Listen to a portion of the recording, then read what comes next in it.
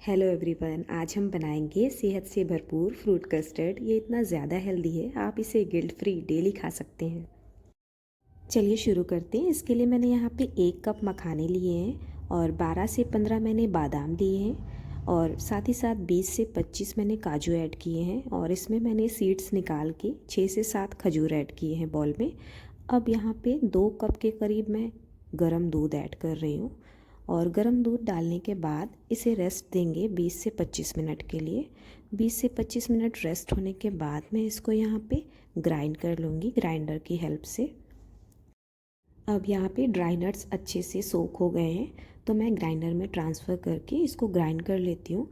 Grind करने के बाद इसका टेक्सचर कैसा होगा मैं आपको दिखाती हूँ। अब ये ड्राई नट्स ग्राइंड हो गए हैं। ग्राइंड करने के बाद इनको ट्रांसफ़र करेंगे बोल में। कितना स्मूथ सा टेक्सचर रेडी हो गया है। अब इसमें फ्रूट्स ऐड करेंगे। मैंने यहाँ पे केला ऐड किया है एक, और एक सेब ऐड किया है, और आप चाहें अपनी पसंद के कोई भी फल ऐड कर सकते हैं। और साथ ही साथ मैंने यहाँ पे एक अनार भी ऐड किया है।